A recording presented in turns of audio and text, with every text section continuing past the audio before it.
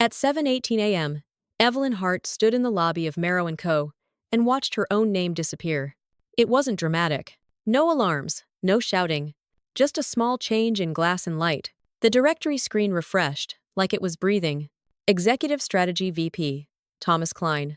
Operations Director, Lindsay Park. Risk and Compliance Head, Mara Vance. Evelyn's name used to sit there, clean and quiet, under data integrity. Now it was gone. She stared at the polished screen and felt something cold in her ribs. Not heartbreak, not shock. Recognition. Because in places like this, they don't fire you first. They erase you first. A security guard she'd seen for 2 years glanced up, then looked away too fast. "Morning, Miss Hart," he said, like the words were a formality he had to finish. Evelyn nodded. She walked through the turnstile, badge pressed flat against the scanner. Red light. She tried again. Red light. A third time, slower, like patience, could rewrite code. Red light. The guard cleared his throat. He didn't come over. He didn't want to be caught helping. Can you step to the side?" Evelyn stepped aside without a sound. That's the thing about Evelyn, she didn't beg. She didn't ask why. She didn't make it easy for anyone to call her emotional. She simply watched the machine deny her, while the building accepted everyone else. A young analyst walked past, still chewing a protein bar, earbuds in, laughing at something in his own head. A managing director swept by in a tailored coat, carrying a confidence that belonged to other people's labor. 2 interns hurried in, clutching coffees, eyes wide, trying to look like they weren't afraid of the air. Evelyn stood there like a ghost with a pulse. At 7:22 a.m., her phone vibrated. A calendar invite. Org alignment data. Integrity transition. Organizer, Mara Vance. Location, 14th floor, conference room C. Time, 7:30 a.m. No explanation. No message. Just a meeting title that sounded like a knife wrapped in corporate language. At 7:29 a.m., she entered the elevator with 4 people who didn't look at her. Merrow & Co. had trained them well. At 7:31 a.m., she walked into conference room C, and there he was. Thomas Klein, her boss. The man who'd called her essential on Monday. He was standing by the window, backlit, hands folded like a pastor. Next to him, Mara Vance, head of risk and compliance, eyes like a locked file. And seated at the table, smiling too brightly, was a woman Evelyn had never seen before. Blonde, mid-20s, expensive watch, confidence that arrived early. Thomas gestured to the chair at the far end. "Evelyn," he said gently, like her name was an inconvenience he was trying to soften. "Thanks for coming in early." Evelyn didn't sit. She looked at the woman, then back at Thomas. "What is this?" Thomas exhaled, as if he'd been practicing the breath. "We're making some strategic adjustments," he said, "to support the next phase." Mara slid a folder across the table. It was thin. That's how you know it's not about performance. Performance comes with pages. This was about control. Evelyn opened it. A single sheet. Role realignment notice. Effective immediately. Her responsibilities were being redistributed. She was being transitioned into a special projects capacity, which meant no team, no access, no visibility, which meant not fired, just removed. The blonde woman leaned forward, cheerful. "Hi, Evelyn," she said. "I'm Sloan. I'll be taking over the data integrity function." Evelyn's eyes flicked to Thomas. "You're replacing me," she said. Thomas lifted his hands slightly, palms out. "Not replacing," he corrected quickly. "Evolving. Your skill set is valuable, Evelyn, but we've had feedback." "Feedback," Evelyn repeated. Mara's voice cut in, smooth and sharp. "Concerns about collaboration," she said. "Tone, responsiveness, cultural fit." Evelyn stared at Mara, because Evelyn knew what this was. Merrow & Co. had a new product launch in 6 weeks. And Evelyn's system, her architecture, her safeguards, her controls, was the only thing keeping their numbers from collapsing under scrutiny. They didn't want her talent. They wanted her blueprint. And once they had it, they wanted her silence. Evelyn turned the paper over. There was nothing on the back. No severance details. No transition timeline. No protection. Just emptiness. She looked up. What did I do wrong? Thomas's face softened in a way that felt rehearsed. It's not about wrong, he said. It's about alignment. Evelyn nodded once. Slowly, she closed the folder. Then she did something no one expected. She smiled. Small. Controlled. Like she'd just understood a private joke. Okay, she said. Alignment. Mara watched her closely, as if waiting for a crack. But Evelyn didn't crack. Evelyn stood.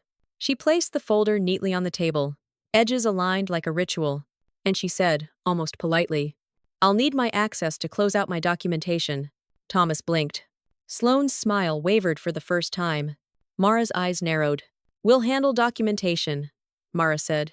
Evelyn held Mara's gaze. No, she said softly. You won't. A pause. The kind that makes powerful people uncomfortable. Thomas cleared his throat.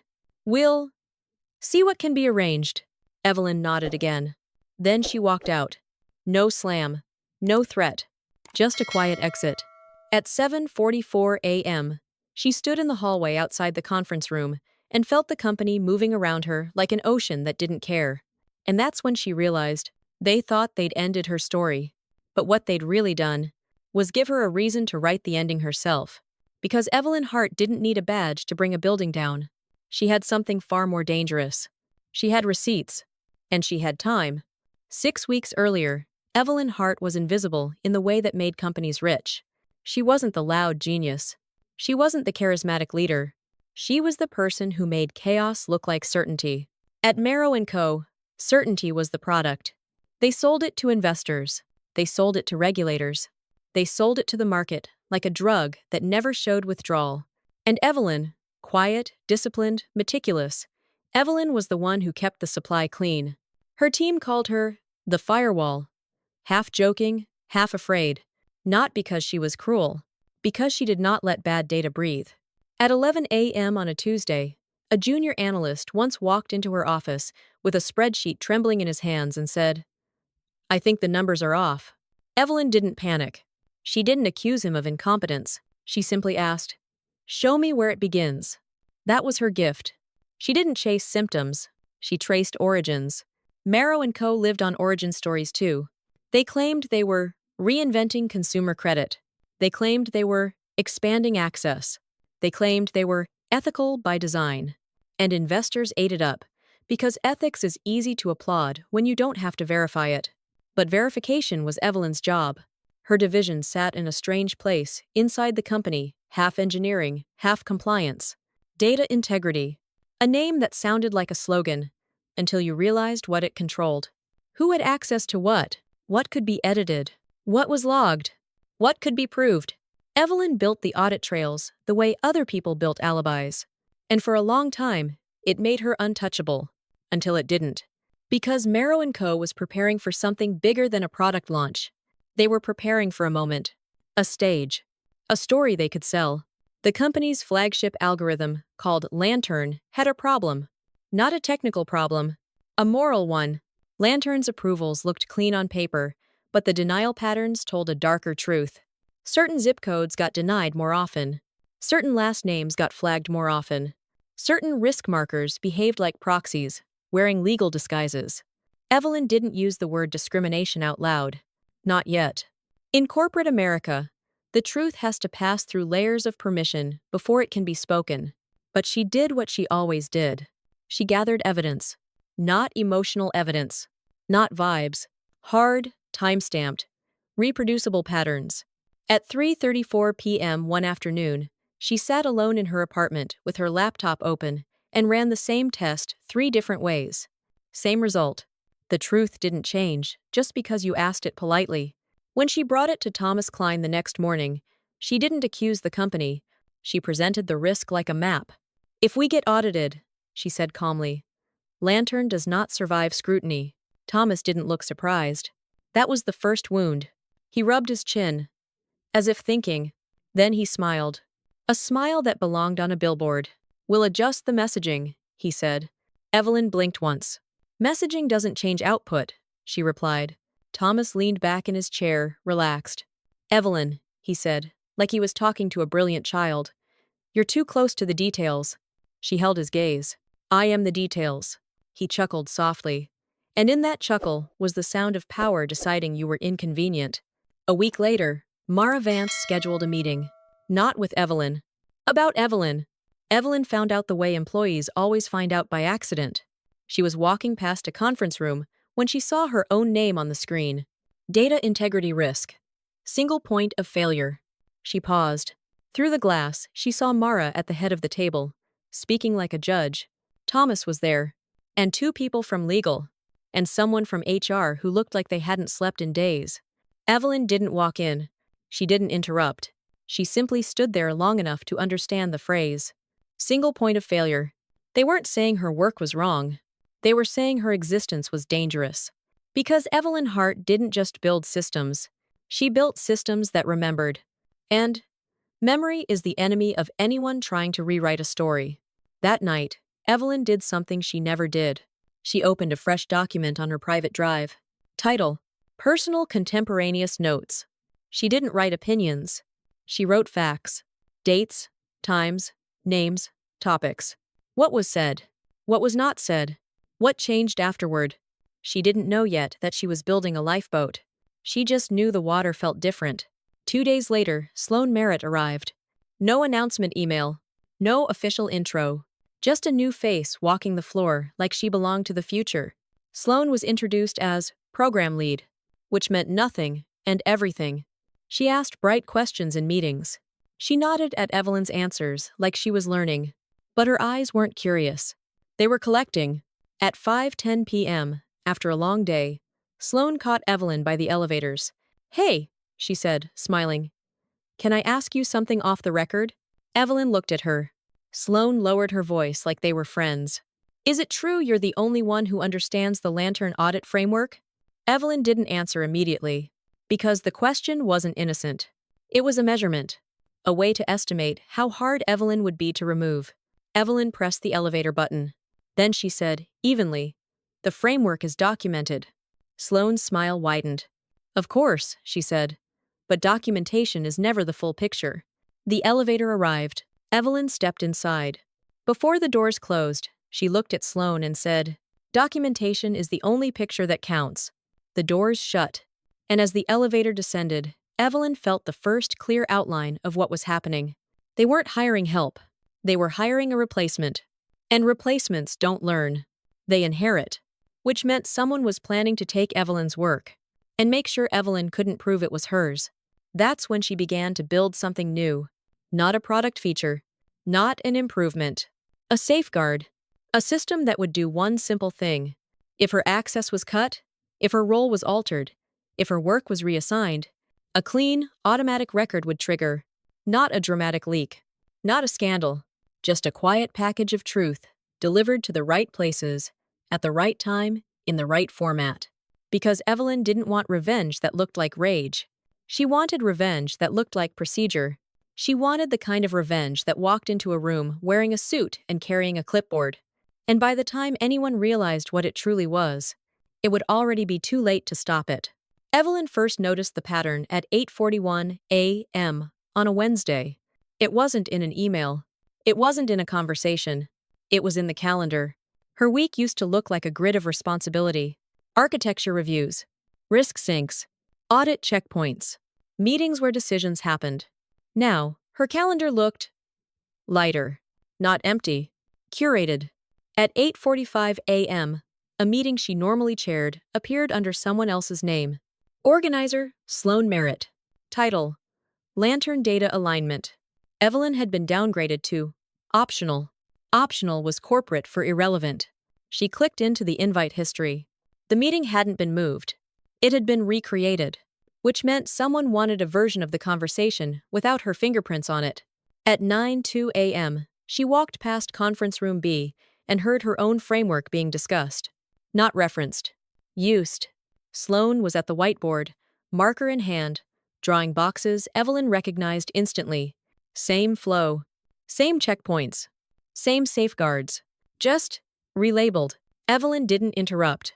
She stood outside the glass long enough to confirm what she already knew. They weren't stealing her work. They were reassigning authorship. At 9:17 a.m., she returned to her desk and opened her private notes. She typed one line. 9:02 a.m. Observed live use of DI framework by S. Merritt, without attribution. No emotion. No commentary. Just fact. By noon, the isolation became procedural. At 12:11 p.m., her access to the internal risk dashboard flickered. Not gone. Delayed. Every query returned a loading wheel that spun just long enough to make her doubt herself. She refreshed. Again. At 12:19 p.m., a Slack message arrived from ET. Hey Evelyn, we're doing some routine permission cleanups. Let us know if you need anything. Routine. That word again. At 1:30 p.m., Mara Vance scheduled a one-on-one.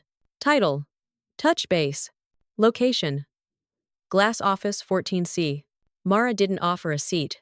She stood behind her desk like a prosecutor who already knew the verdict. I want to talk about perception, Mara said. Evelyn remained standing. Perception of what? Mara folded her arms. Your engagement, she said.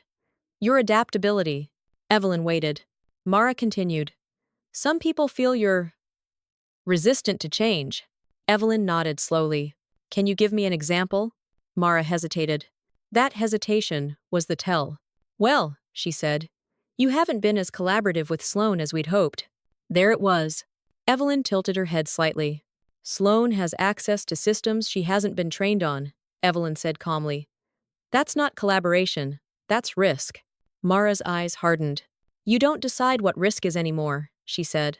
Silence settled between them. Evelyn felt it clearly now. This wasn't feedback. This was positioning. At 3:08 p.m., Evelyn received an email from legal. Subject: Clarification. Request. They wanted context on a decision made months earlier, a control Evelyn had insisted on, despite pushback. The tone was polite. The timing was not. She responded within 10 minutes. With documentation. At tray.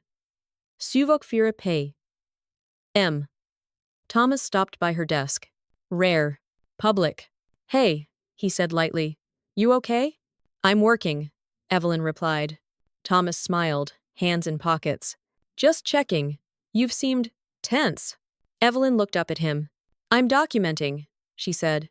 The smile froze for half a second. Then, recovered. Good, he said. Transparency is important. He walked away. At 4:22 p.m., Sloan messaged her. Quick question. Do you remember why the lantern override thresholds were set so conservatively? Evelyn stared at the message. This one mattered. If she answered casually, Sloan would own the reasoning. If she refused, she'd be labeled uncooperative. So Evelyn did something precise. She replied, Please see decision log entry, 14B, dated March 6, 10:14 a.m. Happy to discuss in a recorded forum. 3 dots appeared, then disappeared. No reply. At 5:01 p.m., Evelyn shut down her computer and stood. As she slipped her bag over her shoulder, she noticed something new. A badge reader had been installed near the exit of her floor. Temporary. Unannounced. Which meant movement tracking. That night, at 9:36 p.m., Evelyn sat at her kitchen table and opened the system she'd been quietly building. Not at work. On her own machine. She reviewed the trigger conditions again. They were simple. Role change without consent. Access modification without written justification. Reassignment of authored work without attribution. All 3 were already blinking yellow. Not activated. Yet. She added one more line to her notes. They are preparing a narrative. And Evelyn understood something critical. They weren't just removing her. They were preparing to blame her. When the algorithm faced scrutiny, when questions came, when someone needed to be the reason controls failed. At 10:02 p.m., her phone buzzed. An email notification. From HR. Subject: Updated role description. Effective date: Monday. She didn't open it. She already knew what it would say. Special projects. Support capacity. No direct ownership. The perfect setup. A fall person with no authority. Evelyn closed her laptop. She didn't feel angry. She felt focused. Because traps work both ways.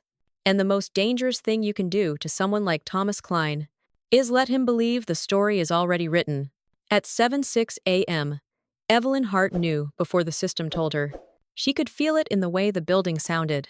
Marrow & Co. always had a rhythm. Elevators chiming, printers warming up, keyboards waking like insects. That morning, the floor was too quiet. At 7:09 a.m., she sat at her desk and opened her laptop. She typed her password. Enter. Nothing. No error message. No warning. Just waiting. She tried again. Enter. A small gray box appeared. Your session has expired. Please contact IT. Expired. As if access were milk. At 7:11 a.m., her phone buzzed. A Slack message. From IT support. Hey, Evelyn. Just flagging that we're rolling out updated permission profiles today. Some access may be temporarily unavailable. Temporarily. That word was doing a lot of work. Evelyn didn't reply. She opened her private notes instead. 7:11 a.m. system access, blocked without prior notice. At 7:14 a.m., she walked to the coffee station. Two analysts were already there, whispering like the room had ears. They stopped when she approached. One of them smiled too quickly. Morning, he said. Morning, Evelyn replied. She poured her coffee slowly, deliberately. She had learned something over the years. When people start whispering, the story has already been released. At 7:22 a.m., an email arrived. From HR. Subject.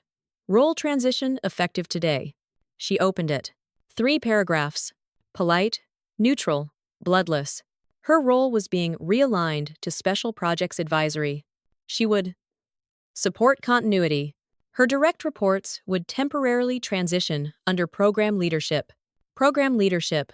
Sloan. At 7:25 a.m., Evelyn stood up. She walked toward conference room D. Inside, Sloan was already there, sitting at the head of the table. Not visiting, occupying. Her laptop was open. Evelyn's slides were on the screen.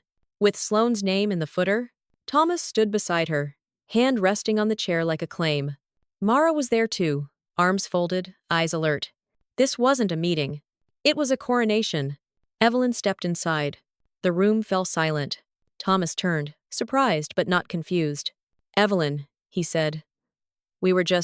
You reassigned my team, Evelyn said. Not a question. Sloane looked up, expression carefully sympathetic. It's just interim, she said quickly. Until things settle. Evelyn didn't look at her. She looked at Thomas. You cut my access, she said. Thomas sighed. Let's not dramatize this. Evelyn nodded. Okay, she said. Then restore it. A beat. Mara spoke. That won't be necessary. Evelyn shifted her weight slightly. That violates internal controls, she said. And you know it. Mara's lips tightened. We've reviewed the risk. Evelyn almost smiled. Because this was it. The sentence that mattered. At 7:31 a.m., Evelyn said calmly. Who reviewed it? Silence. Thomas glanced at Mara. Mara glanced at legal, who wasn't there. No one answered. Evelyn reached into her bag. She didn't pull out a weapon. She pulled out her phone. She unlocked it. And she said, very evenly, for the record, I'm noting that my access was revoked without documented approval from risk, legal, or compliance oversight. Thomas raised his hand. Evelyn, stop. She didn't. And that my authored work is currently being presented under another name. Sloane's face flushed. This isn't necessary, Thomas said sharply. Evelyn finally looked at Sloane. Did you change the footer? She asked. Sloane opened her mouth. Nothing came out. At 7:33 a.m., Evelyn put her phone away. She wasn't recording them. She didn't need to. The system already was. Because at the exact moment her access had been cut, a trigger had flipped. Quietly, automatically, legally. At 7:34 a.m., a compliance snapshot was generated. At 7:35 a.m., an immutable log was sealed. At 7:36 a.m., a copy left Marrow & Co. is internal environment. Not to the press. Not to a whistleblower site. To a third-party audit escrow the company itself had approved years ago for contingency, a system no one had touched in months. Because no one thought they'd ever need it. Evelyn hadn't told anyone it existed. She didn't have to. She'd built it under a different name. At 7:38 a.m., Thomas said something she would remember forever. This is getting adversarial, Evelyn met his eyes. No, she said. This is procedural. She turned and walked out. At 7:04 a.m., she sat at her desk, technically still hers, and watched email after email bounce. Access denied. Permission required. Contact administrator. At 8:02 a.m., a calendar invite hit her inbox. Organizer. Mara Vance. Title. Documentation transfer. Location. Conference room C. Time, 9 a.m. They wanted her knowledge. They wanted it clean. They wanted it without fingerprints. Evelyn declined the invite. No explanation. At 8:19 a.m., she packed her bag. Not everything. Just what mattered. Her notebook. Her charger. Her ID badge. She paused at the desk. Looked around. This was where she'd spent nights fixing other people's mistakes, where she'd protected a company that never planned to protect her. At 8:27 a.m., she walked toward the elevators. Mara appeared at the end of the hall. Evelyn, she called out. We need to talk. Evelyn stopped. Turned. Yes, she said. You do. Mara approached, lowering her voice. You're making this harder than it needs to be. Evelyn studied her. No, she said softly. You are. The elevator arrived. As the doors opened, Evelyn said one last thing. By the way, she added, almost casually, you might want to check the escrow logs. Mara froze. What logs? The doors closed. And for the first time since this began, Evelyn Hart smiled. At 8:11 a.m., Thomas Klein thought he still had time. That was his mistake. He stood in his office, coffee untouched, staring at the city like the glass might give him answers. Marrow & Co. was waking up. Traders dialing in. Assistants scheduling. The machine beginning its daily performance. At 8:13 a.m., his phone rang. Unknown number. He let it ring twice. Then answered. Thomas Klein. A pause. Then a voice neutral, professional, unhurried. This is Rachel Bowman, senior partner with Huxley and Rowe Compliance. Thomas straightened. Yes? We're reaching out regarding an automated audit package that was released from your firm's escrow environment at 7:36 a.m. today. The room seemed to shrink. Thomas laughed lightly, instinctively. That must be a mistake, he said.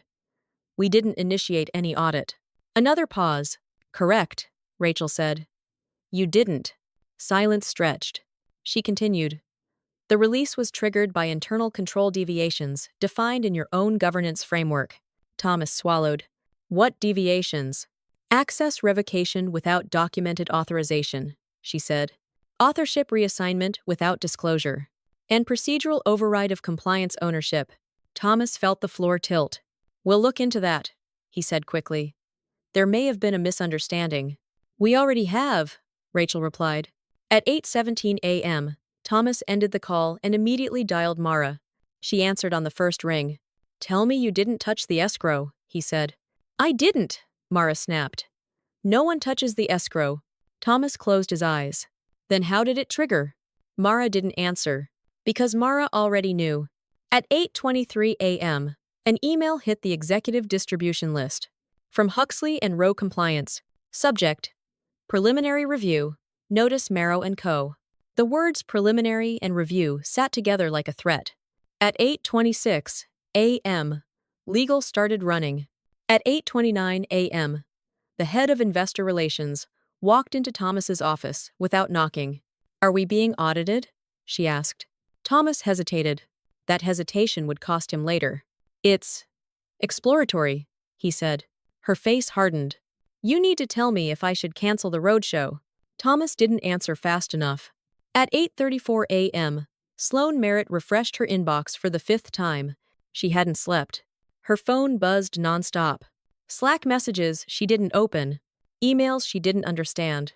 At 8:36 a.m., she received one she couldn't ignore. From Risk and Compliance External. Subject. Request for documentation ownership confirmation. She opened it. They wanted to know. In writing, who had authored the Lantern Audit Framework. Her hands trembled. She typed Thomas's name, then stopped. Deleted it. Typed Evelyn Hart. Stared at the screen. Backspaced. At 8:41 a.m., Mara burst into the open floor. Sloane, she said sharply. Conference room, now. Inside, the blinds were already drawn. Mara paced. Did you change any documentation footers?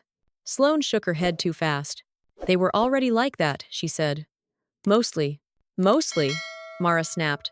I mean, I adjusted formatting, Sloane said. For clarity. Mara stopped. You put your name on work you didn't author. I was told to, Sloane said. Mara froze. By who? Sloane didn't answer. At 8:49 a.m., Evelyn Hart was not in the building. She was sitting in a quiet cafe 3 blocks away, hands wrapped around a ceramic mug she hadn't touched. Her phone lay face down on the table. She wasn't watching the fallout. She didn't need to. She trusted systems more than emotions. At 8:52 a.m., her phone buzzed once. A notification from the escrow service. Status. Review accepted. She turned the phone over. Didn't smile. Just breathed. At 9:01 a.m., Thomas convened an emergency executive call.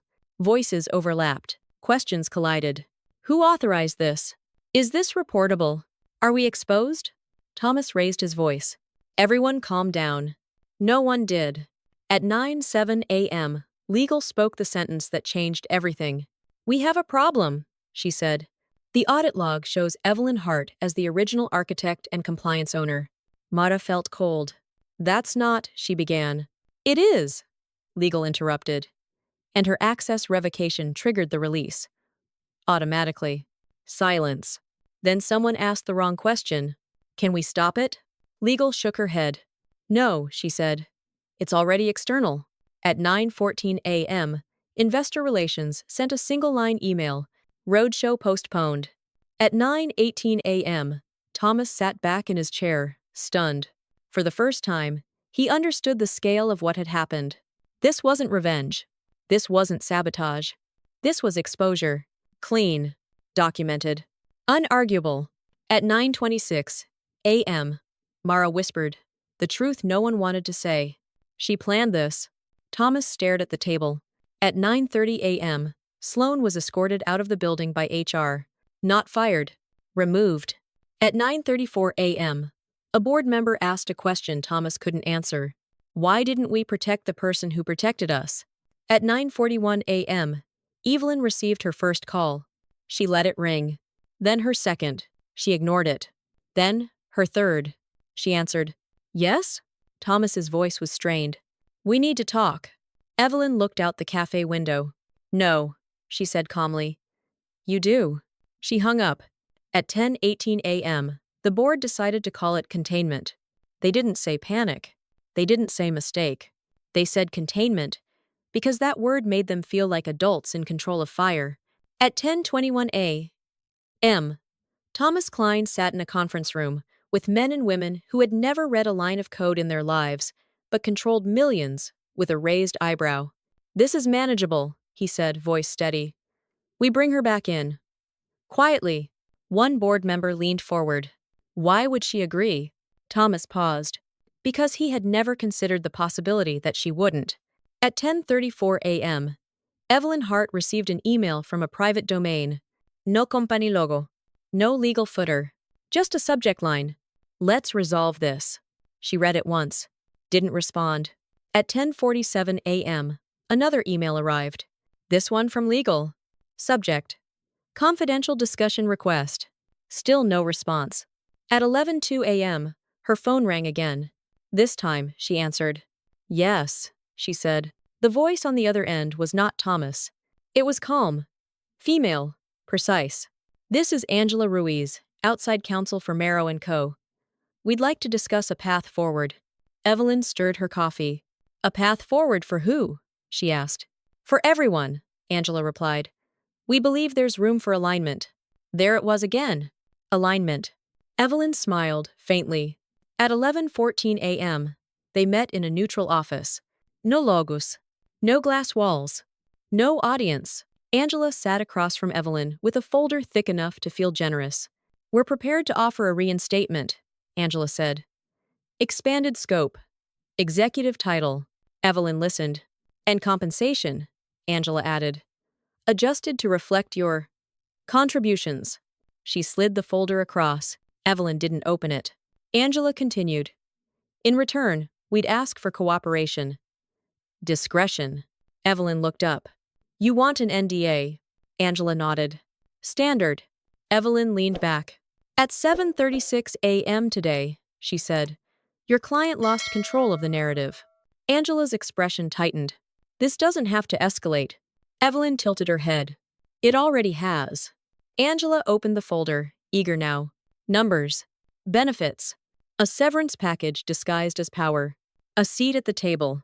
Angela lowered her voice. There are reputational considerations, she said. For you as well. Evelyn met her gaze. Are you threatening me? No, Angela said quickly. I'm advising you. Evelyn nodded. Then here's my advice back, she said softly. You should stop trying to put me back into a system that already chose to eject me. Angela inhaled. What do you want, Evelyn? Evelyn thought of the hallway whispers. The badge reader. The footers with someone else's name. I want the audit to proceed, she said. Without interference. Angela's eyes widened slightly. That could be damaging. Evelyn smiled. Yes. Silence. Angela closed the folder. Then we're at an impasse. Evelyn stood. No, she said. You're just late. At 12:03 p.m., Thomas called again. She answered this time. Evelyn, he said. You don't have to burn everything down. Evelyn looked at the street below. I didn't light the fire, she said. I just stopped covering the smoke. At 12:19 p.m., the board voted to place Thomas on temporary leave. At 12:27 p.m., Mara was instructed to retain independent counsel. At 12:31 p.m., the audit expanded. Scope widened. Questions multiplied.